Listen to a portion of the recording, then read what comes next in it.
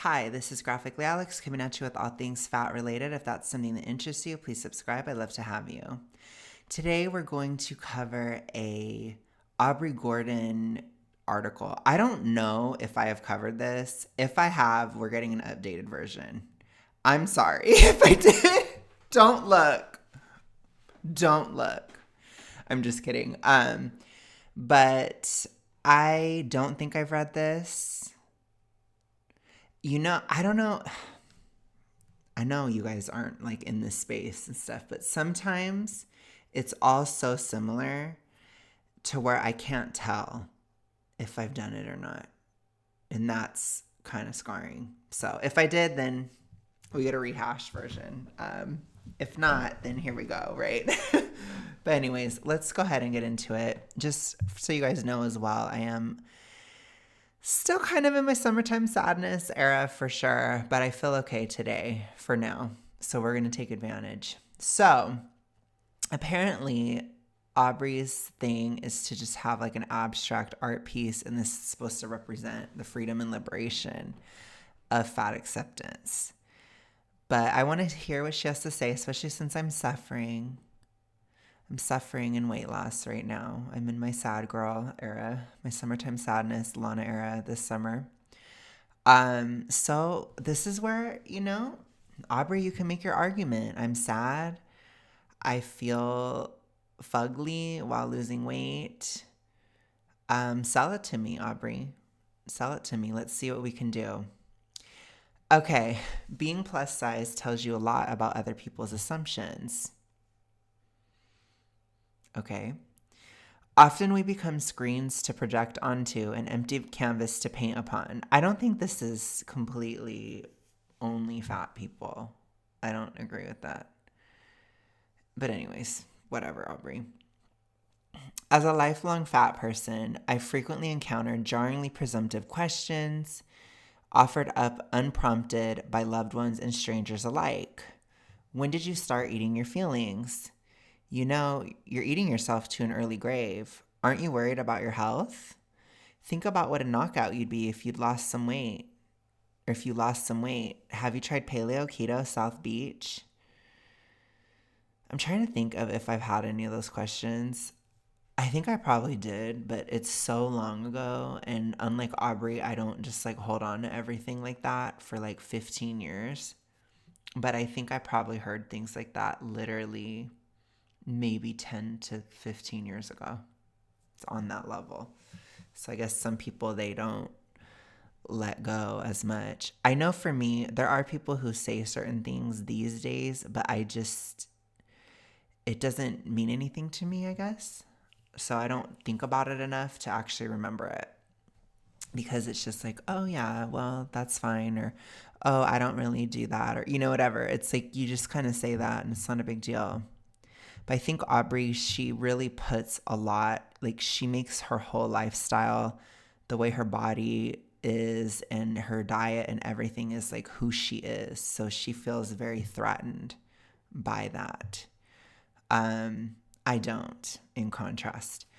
While these constant questions don't always come from an ill-intended place, they send a powerful message nevertheless. And years of being on the receiving end of such sunny interrogations add up. Fat bodies, we learn, are proof that we are in turn unlovable, unattractive, sometimes pathological, and nearly always doomed to an early grave. Okay. These are very subjective. Okay. When you're very, very big, this is probably always true. Okay. Whether this is a psychological issue or a physiological issue.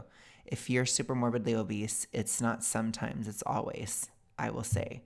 Because it takes a lot. And I see this a lot just when I talk about obesity, ED, this kind of stuff. I talk about it and I see in public, like, or in the public, or like the way that people perceive overeating.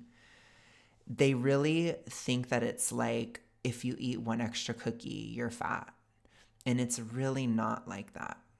It's a lot of food, okay? It can be a very, very slow upward climb in the case of like a hormonal imbalance, but there's still a decent amount of food, especially to maintain at a very big size, because it takes a lot.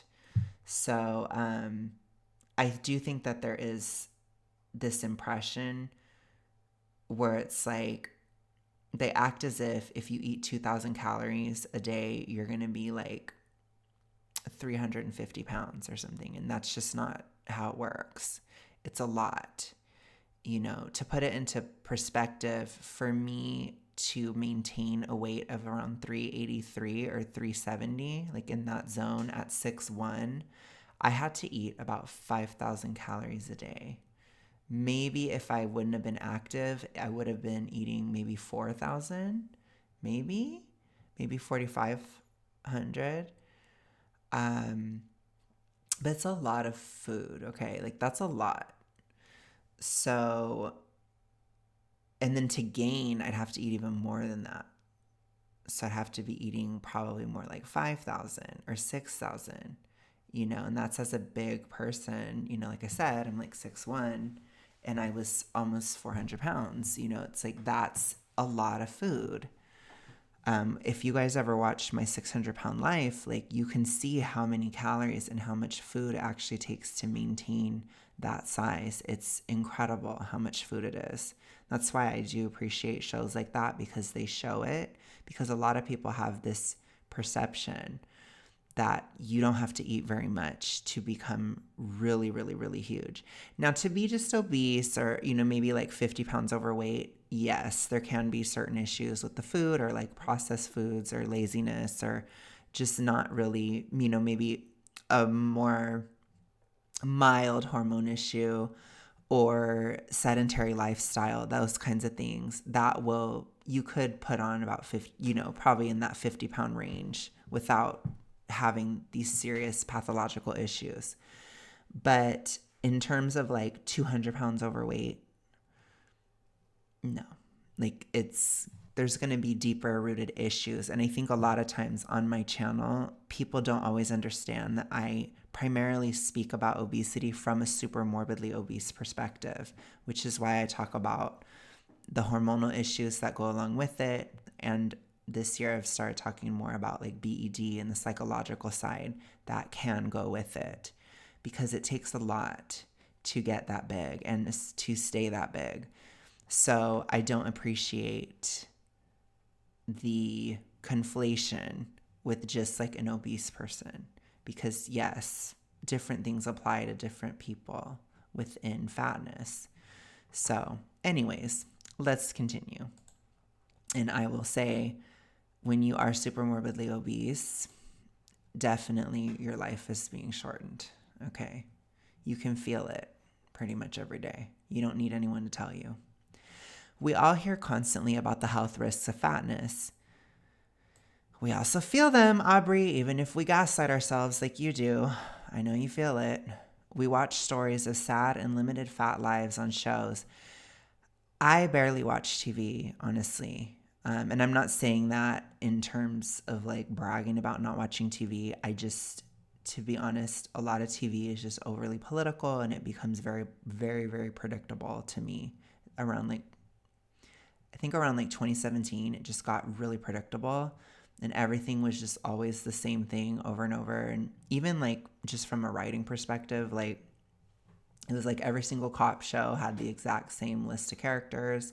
Every single doctor show had all the same characters with the same personalities. Like there's just it just lost its zhuzh, okay? Like its creativity.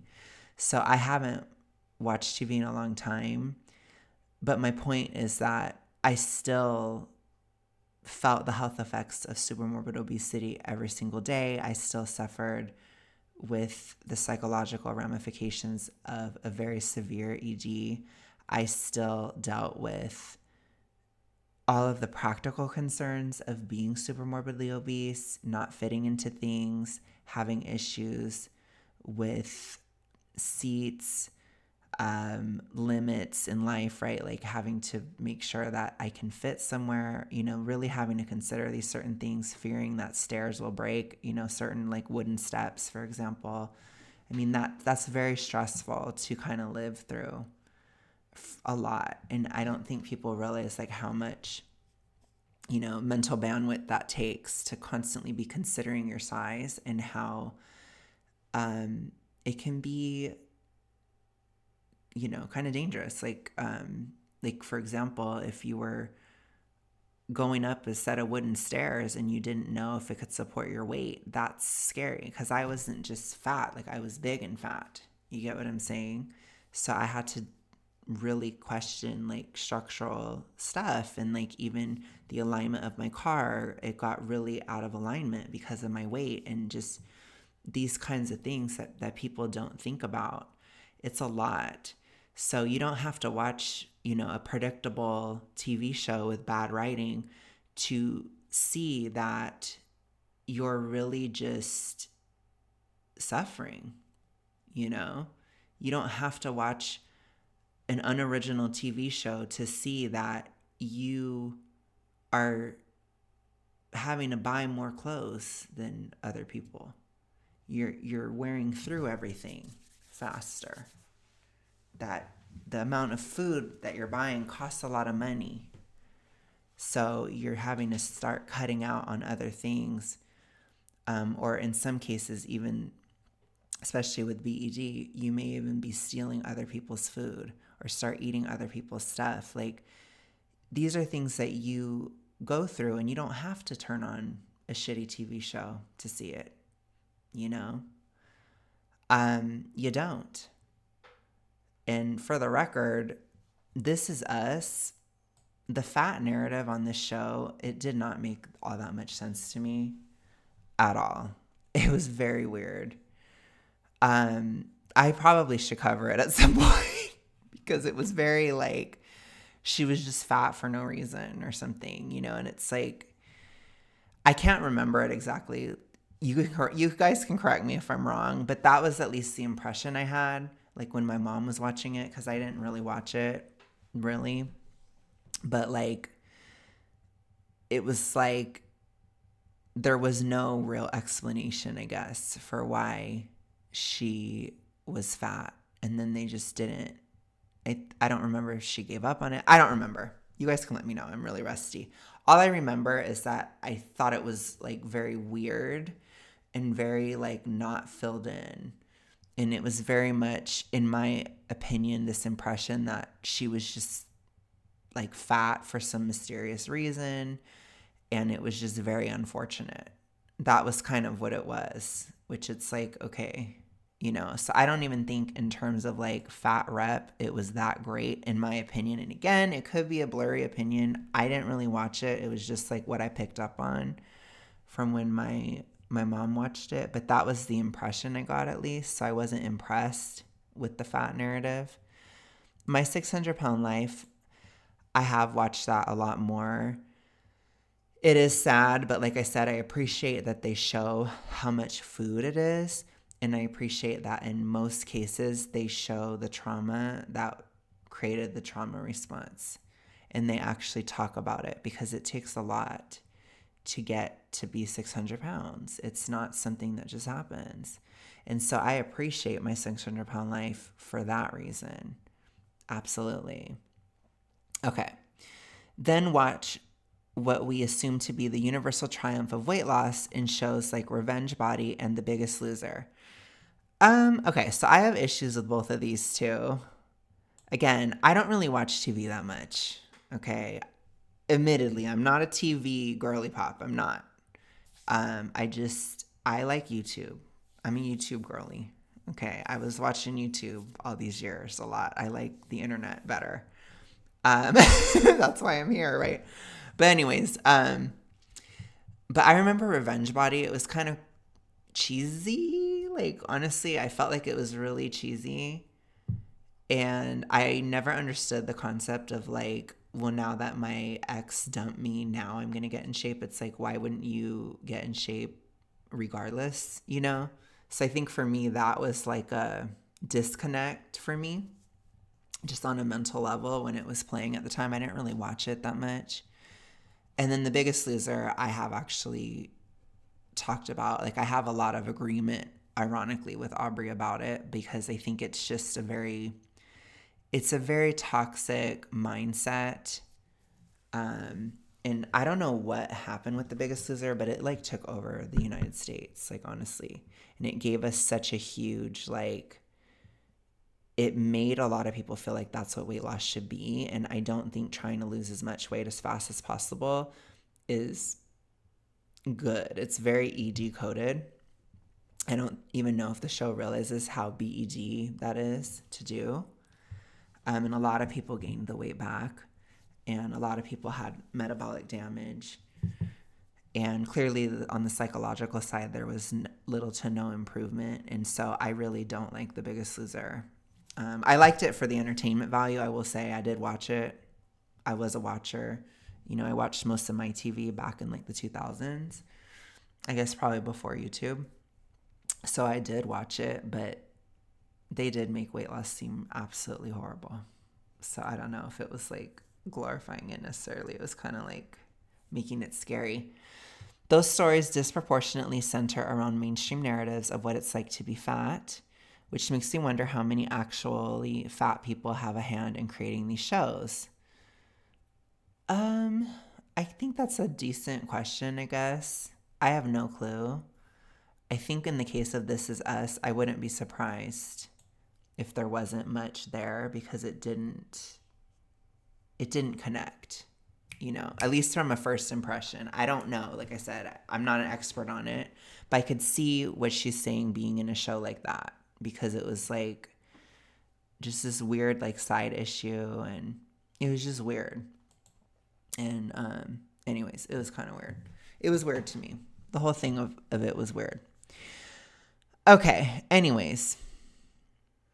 Let me see. Indeed, many of the... I already read that. Okay. Many of these shows depict fat lives as a parade of humiliation and failure. In many of these stories, characters' fat bodies signal a defect in their character or work ethic, a fundamental brokenness whose repair will be symbolized only and always by weight loss. So many of those stories are houses of cards built on insidious, deeply judgmental assumptions about fat people's lives. But like so many assumptions about lives we have not lived, these foregone conclusions about fat people's lives are flat and incomplete. What no one talks about are the gifts of being fat. You gotta be kidding me. But what I will say is, I think, again, there's a lot of tropes in TV. It's not just the fat person with the humiliation aspect. It's also like they have the hard, you know, the woman that's the tough woman, and she has like all the stereotypical things. And then they have the dumb guy, and then they have, you know, it's like, it's all the same stuff. Like there's no creativity. And like I said, a lot of the shows are very like copy and paste. So while I agree with her that there's a huge, you know, at least in a lot of mainstream television, there's a huge lack of creativity. I do think it's changing with like the streaming stuff. I don't know why I'm getting all into the weeds, but I've been watching Apple TV a little bit more and it's better. So I think with all the new stuff coming out, there's some stuff that's better. Okay.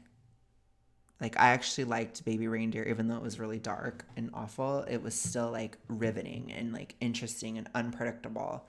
And I loved it for that reason. You get me? I just want good TV, okay? I don't care if a fat person is in it or not. But I guess people were saying Baby Reindeer was like a fat shaming thing, but I don't think so. It was just the person was fat, you know? That was your fat rep, Aubrey. Was she really thriving being fat? Did you love it, Aubrey? I'm sure you did. Okay, anyways. So many people spend their lives terrified of getting fat. Yeah, and you shouldn't. I mean, we know exactly what causes fatness. It's an overconsumption of calories. So if you're eating a normal amount of calories, you're not going to just suddenly become fat. So anybody who lives in fear at every single moment of their life, that takes a little bit of a delusion, and it takes a little bit of a fat acceptance. You internalizing fat acceptance narratives that being fat just happens. It'll just happen to you. You'll wake up one day and you'll be fat. That's how fat acceptance activists talk about it. But in reality, it comes from eating too many calories for a consistent time period. Similar to weight loss comes from eating a caloric deficit for a consistent time period. So if you are doing that, it's not something that just suddenly happens. It's something that very slowly happens over months and weeks, and in a lot of cases, years. Especially in super morbid obesity, it usually takes years to get to that point. So yeah, I don't think people should be terrified of getting fat. I don't think that's a good way to be. It's kind of fat acceptancy to do that. Afraid not only for their health, but for what would become of their social lives, love lives, job prospects, and more. Okay, I could see that. It does affect all that. For many, imagining a fatter self is as impossible and disheartening as imagining their own deaths. Well, and I would say for a lot of fat people, it's very difficult for them to imagine being thinner, or it's very difficult for them to process or allow themselves to be thinner, especially if you have these body image issues in regard to a BED, which I'm not going to diagnose Aubrey, but I will just say she gives plenty of red flags, but I think that she's a more evil person. I don't know how else to say it. I think she does it for like a darker reason. I don't see her as, to me, it's like, I think she has some kind of an agenda. Does that make sense? So it's more than like an ED, in my opinion. And that's just an opinion. You know, people can disagree with it. But that's what I think personally about her. I think it's like there's a dark motivation behind what she's doing. I don't feel that way about all fat activists, but I do feel that way about her. So I don't know if she just enjoys bringing others down, or if it's just an envy thing, or, you know, there's so many things it could be, but I just think it goes beyond an ED. Because even for me, like, I had a very, very severe ED, and I never, ever desired to bring anyone else down. I never wanted anyone else to become fat, or I never wanted people to stay fat, because I think ED is typically more of an individual, like, yourself thing. So Aubrey is like a whole other thing, in my opinion, but it's almost like she tries to trigger people that have BED, or she tries to keep them locked in it for her own kind of sadistic purposes. That's my opinion. Now, I understand people could be all extra. I told you guys, it's my summertime sadness era. I see things very dark, and that's how I see her, honestly. So, because I had that disorder, and like the types of stuff that she says, it's like she tries to hit on those like emotional notes and those body image issues that people that struggled the way that people that struggle the way that I did will fall for. It's so cruel, in my opinion. Okay. Anyways. A 2006 survey conducted by Yale University's Rudd Center found that 46% of 4,283 participants would rather give up a year of their lives than be fat. 15% were willing to give up a decade, and 14% would rather be an alcoholic than be fat. My body is their nightmare. For me, it's my liberation.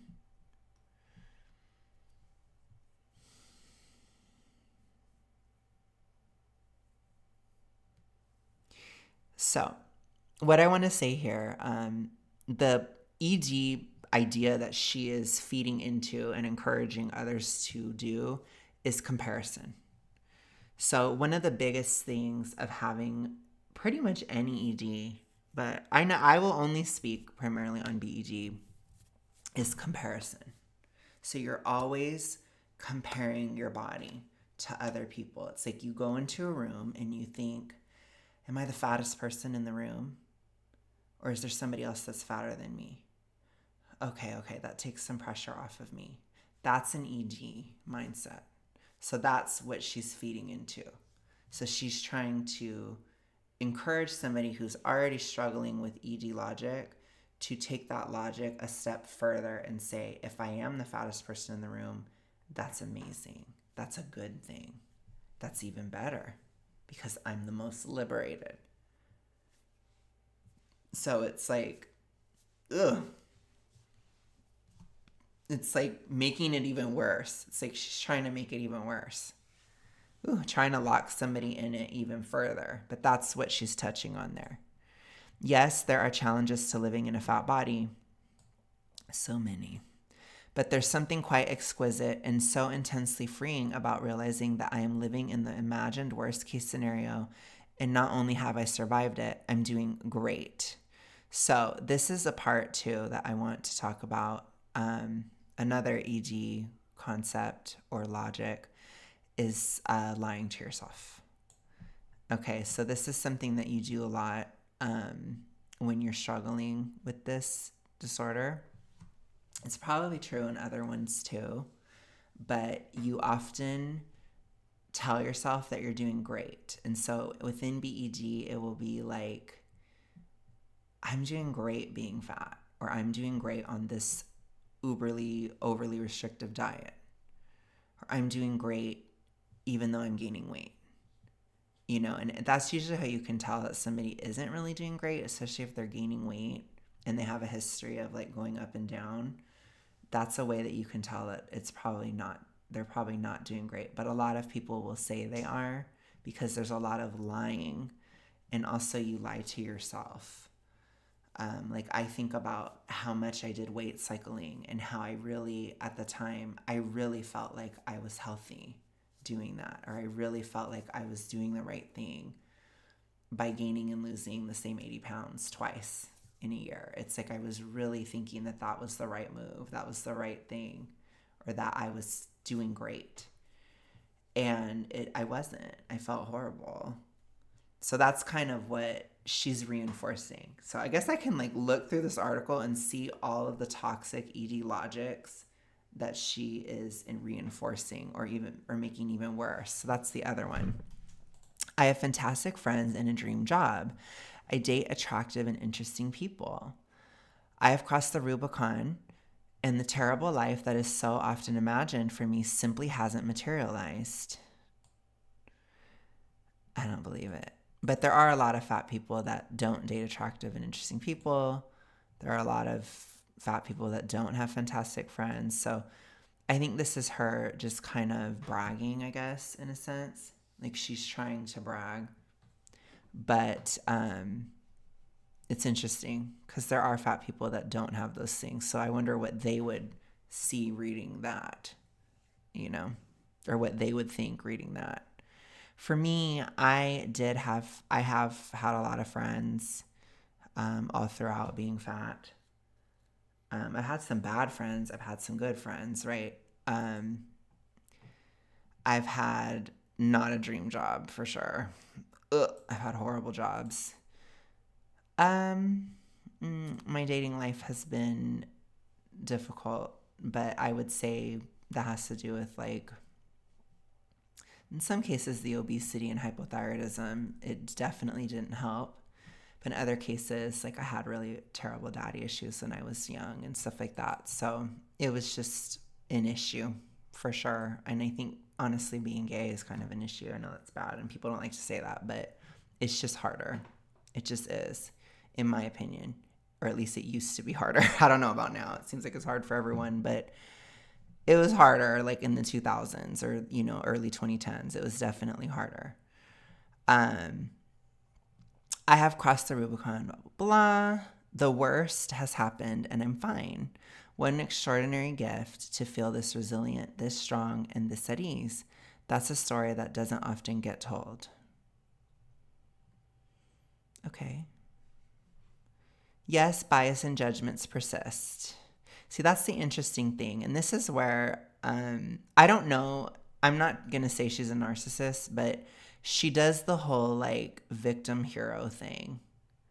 And that's never good. It doesn't make somebody a narcissist, but it is manipulative. It's like a manipulative thing. So it's, I'm a hero, I'm amazing, but also I'm a victim. And you kind of have to pick one, you know? Like for me personally, I will say I'm neither. I'm not a hero and I'm not a victim. So I'm just neither. I'm just a person. I'm just a person that had a horrific ED, that struggled with being super morbidly obese and hypothyroid, and, struggled with issues regarding one of my parents, struggled with dating and that kind of stuff. I'm just a person, you know. That's how I view myself. But she's viewing herself as like, I'm a hero, but I'm also a victim. And I don't like that. Whenever I see that, I feel like the person is manipulating, or they're trying to. It's precisely those pervasive, harsh, intransigent attitudes that make embracing my fat body so extraordinarily liberating. Okay. So I would say here, the EG aspect that she is pushing somebody further towards is the idea that overeating is a form of like forbidden rebellion, or it's a form of kind of like ultimate indulgence, or like that kind of thing. So that's not healthy at all. Eating should just be a normal activity. If it becomes more than that, then that's weird. Like you're getting into cuckoo land. For years, like so many fat people before me, I endured countless vicious remarks and thoughtless judgments about my body. They persist to this day. Strangers shout at me from passing cars. Sorry, I have a really hard time believing this. Grocery shoppers remove food items from my cart. See, I swear I've read this before. I don't know if she just says this a lot, or if I've literally read this before, but I can't tell. Acquaintances are eager to tell me the many ways I'll die of being fat. Before embracing my fatness, I uncritically accepted those casual cruelties as the price of living in a failed body.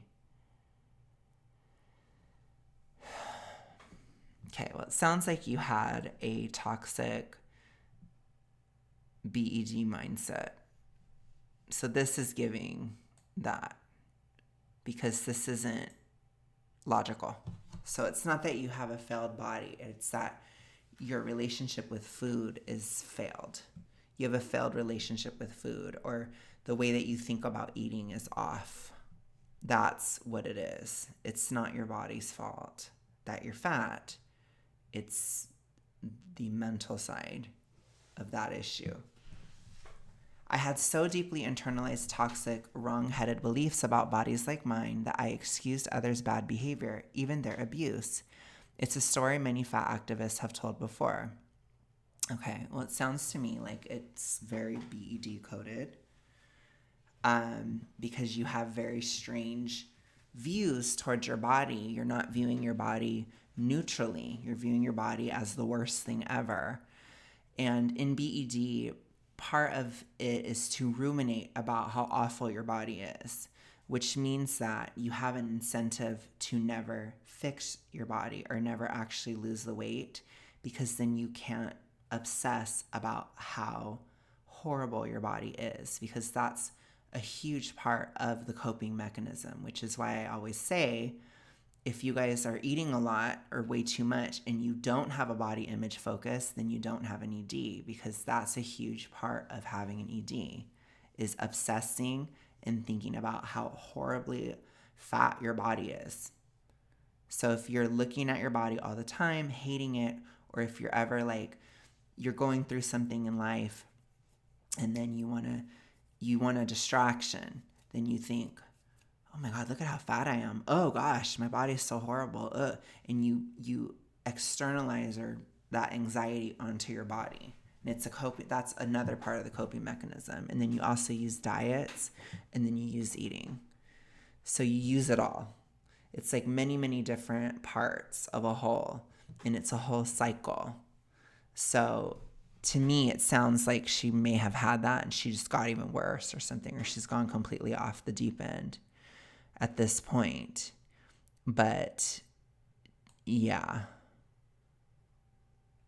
it means to me that you, Aubrey, you had an unhealthy body image and it just somehow got even worse. That's what it sounds like to me. And how it is with a lot of FAs, to be honest, because they have a lot of these weird ideas. At the very least, very strange ideas that I used to have when I was in the throes of my ED.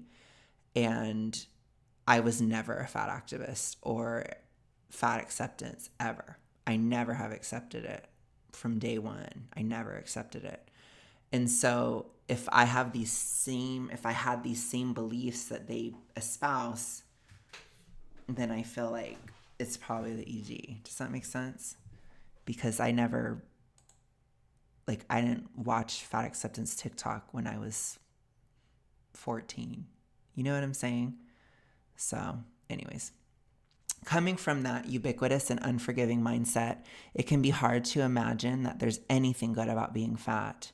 But the truth is, embracing my fat body has led me to more personal growth, more empathy, more boundaries, more backbone, and more strength than our often reductive cultural narratives about fat people allow most people to imagine. So what I would say is that if you don't have to embrace your fat body, but if you become neutral, if you get out of an ED mindset, if you stop obsessing over your body all the time and you actually deal with the real causes of your anxiety, regardless of what it is, then you will ultimately have more personal growth, more empathy, more boundaries, etc. from a mental health perspective. All those things can be true, I think, especially in BED recovery.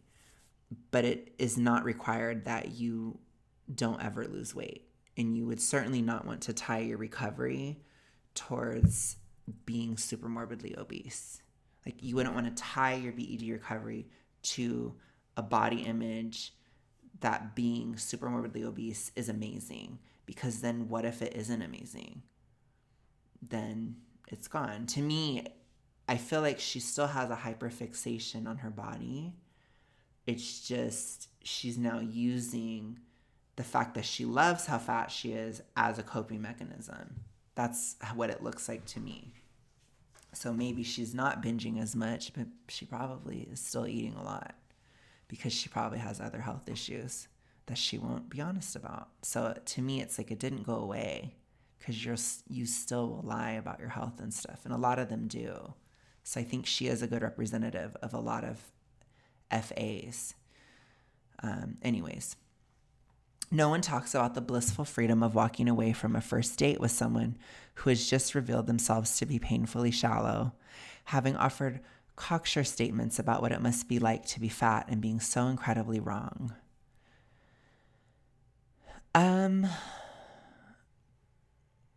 I don't know if that would be a blissful freedom for a lot of people. I feel like a lot of people would be really upset about that.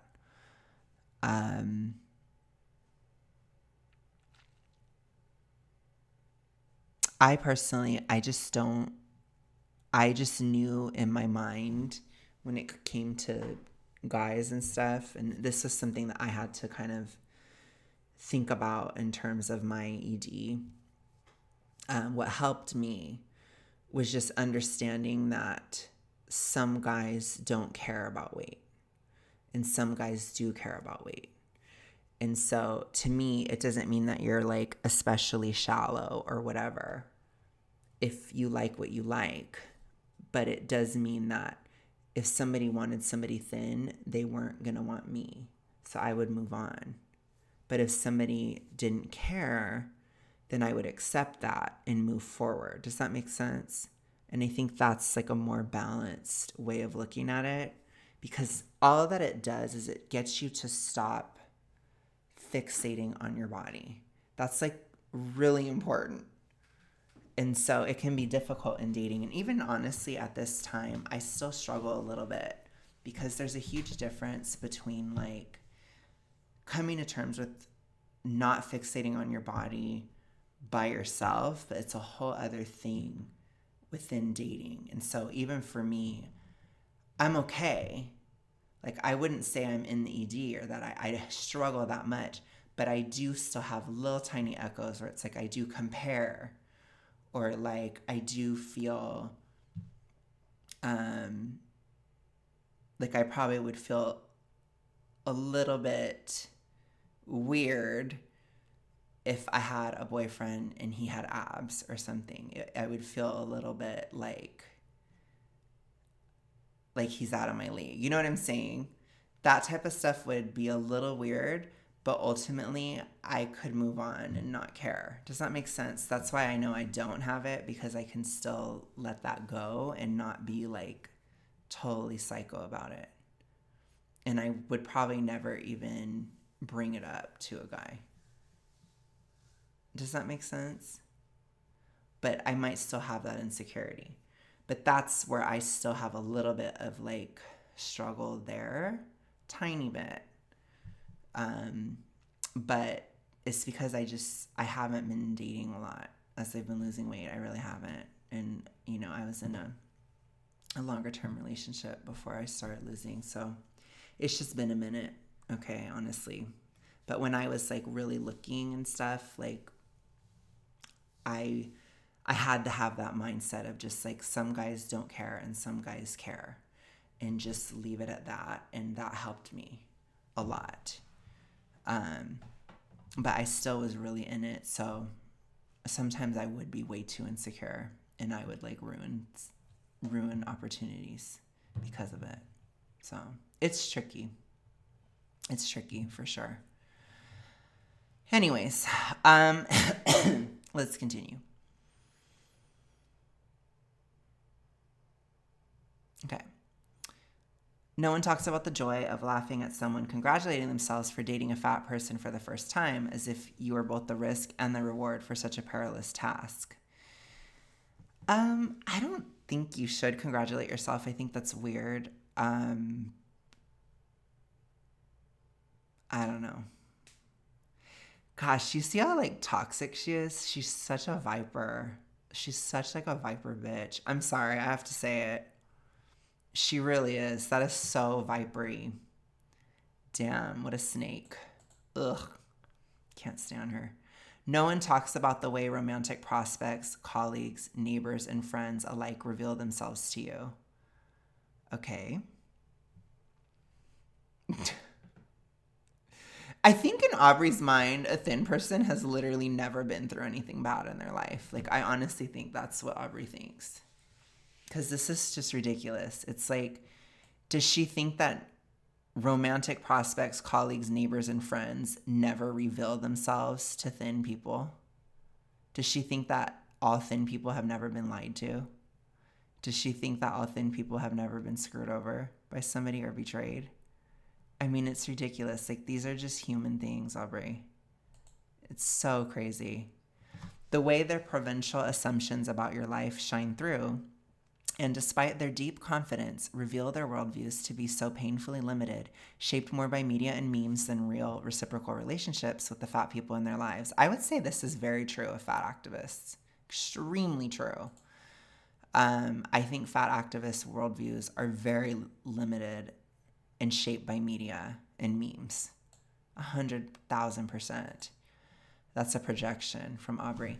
But I do think that it's interesting how she's supposed to talk about how great it is to be fat, but all she can do is like bash thin people, basically.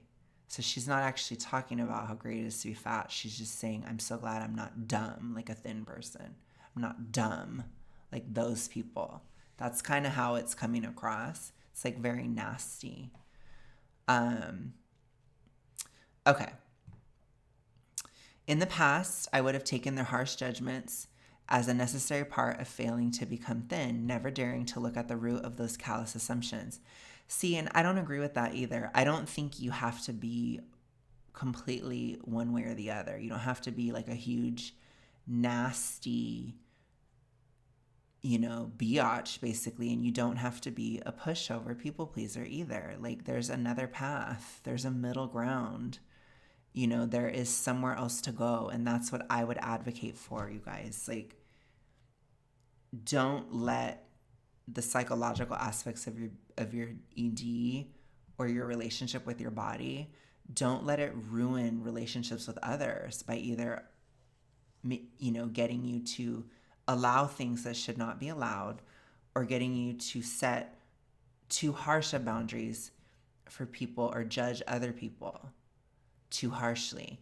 Like, it's really, really important. And I feel like in my hypo recovery recently too, I mean, there's so many things with this. I can't even separate what is ED and what is hypo and what is this and what is that, because they're all so combined.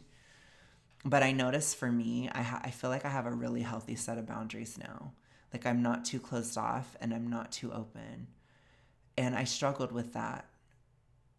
So that, I don't know. It's so complicated. But all I can say is it does definitely relate to being fat. That's all I know for sure. Is there are a lot of fat people that struggle with boundaries.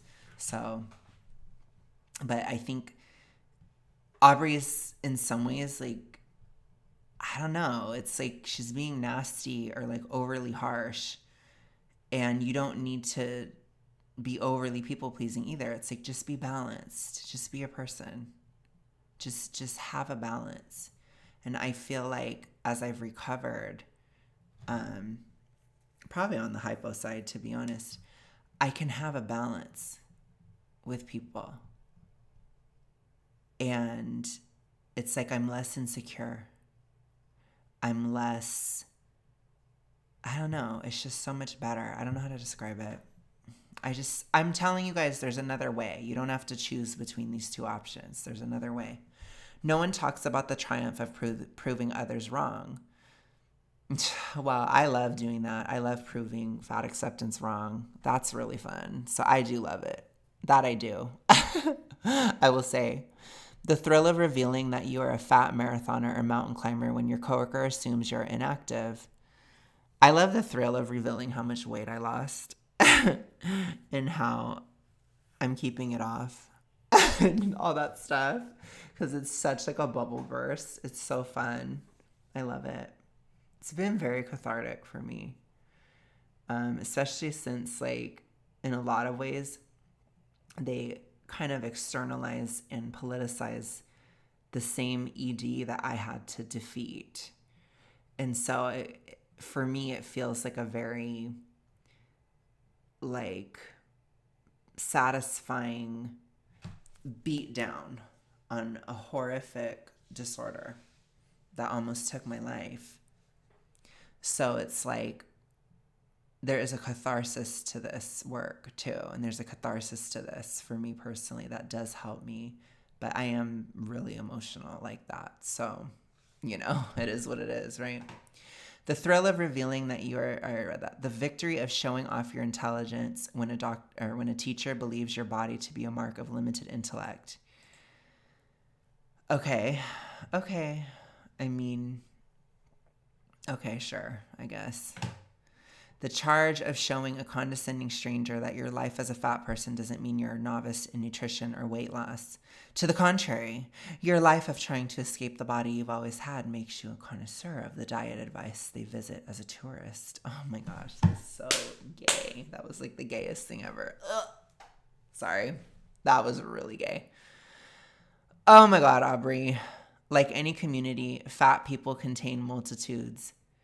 And there is such satisfaction in flying in the face of the reductive stereotypes that seem to follow us everywhere. Ooh. Yeah, I don't know. I don't know. I just think it's so much better to just lose the damn weight than to think about all this stuff. Honestly, it's just so much. Look at this like huge system of thought she has to create to live. Gosh, what's really great is just not having to constantly justify everything. What's really great is just being at ease with my body most of the time.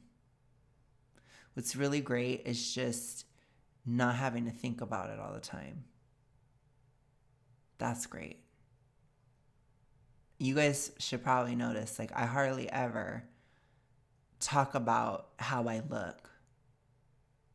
I really don't. I sometimes talk about how other people respond to me, but I hardly ever get on here and say, oh my gosh, I look really ugly today, or oh my gosh, I look really good today, or I hardly ever talk about it because I don't really think about it. That's all. That's to me, that's liberating. And to know that I'm not out of control with it, and that my weight is going in the right direction, and that I'm going to be okay, and that my health is going to continue to improve. Like, all these different things are so satisfying to me on a daily basis. It's truly satisfying. Anyways. Okay. No one talks about the incredible empathy fat folks can develop. I would say the opposite. I think a lot of times they lack it, probably more than they have it, especially at super morbid obese sizes, because your body goes into survival state. And so it can be very difficult for you to consider other people's perspectives. I think we're seeing a little bit of that in this article by Aubrey. So many of us have seen what it's like to be on the downside of power, to be so readily limited by others' reductive imaginations. For some of us, that empathy manifests in pursuing so-called helping professions or in dedicating ourselves to movements for justice. Not all of us develop that sense of empathy, but many of us can. Okay, how would that be any different from being thin? It doesn't make any sense to me to make this a fat thing. Like I said, I only say the opposite because of the hormonal issues with being super morbidly obese. It's like a pathological issue. It's not like your fault. You get what I'm saying in that sense. It's not like a direct choice or something. It's like you're just so unhealthy that you can't think about other people as much. So I would say it's the opposite. No one talks about the challenge and liberation of developing your own sense of style. You can do that when you're thin, even and especially when it flies in the face of the expectation to wear something slimming or flattering. Okay, I don't really care. I'm not going to wear a freaking sleeveless shirt. I'm just not. So I don't care. I don't care about it. I don't think about it. I'm just not going to. So whatever. No one talks about the extraordinary freedom of wearing a swimsuit in public and realizing for the first time that you truly don't care what others think and that their judgments can no longer hurt you. Again, you could do that in weight loss. You could do that as a thin person. I don't know. This is just cheesy to me. Okay. At least not like they used to. Okay, whatever. That's even less satisfying. It's like, it still really bothers me, but not as much as it did. It's like, okay, whatever, Aubrey. Yes, there is a hardship in life in a fat body, but there are such stunning gifts too. You have barely said anything other than hating thin people. So many of us are the people we are, thoughtful, kind, dedicated, not in spite of our fatness, but because of it. That's a lie. In this still new year, what has your fatness illuminated about the world around you, and what are you most grateful for? I am most grateful for that I am getting it under control. I am most grateful that I don't have my EG anymore. I am most grateful that weight loss is becoming easy. I'm most grateful that I can share my experience and perspective and help encourage other people to not go down a very painful, horrible path that I went down, and that other people can hopefully learn from me as a negative example. That's what I'm grateful for. I'm grateful that I can do it.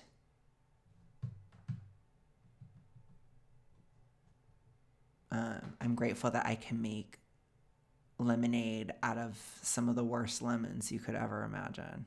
That's what I'm grateful for. Okay. Anyways, you guys, that was it. Let me know what you think. I told you guys I probably would get a little personal in my hypodepression, my summertime sadness hypo moment. So I'm just going to have to keep posting stuff. If you guys don't like who I am now that I'm hypo-depressed for the summer, give it a couple months, it will change. But I feel like I did pretty well in this video, but let me know. I'm a little insecure these days. We love it. But again, that's a hormonal thing. So anyways, you guys, I hope you enjoyed my first summertime sadness moment. We're going to continue it. Let me know what you think. As always, I appreciate your perspectives, and I understand that maybe I'm seeing things a little negative. I totally get it. I tried to tell you guys in my last live stream, so if you're interested about what is going on with me. I talked about it in that live stream. But thank you so much, you guys. I'll see you again tomorrow. Have a good one. Bye.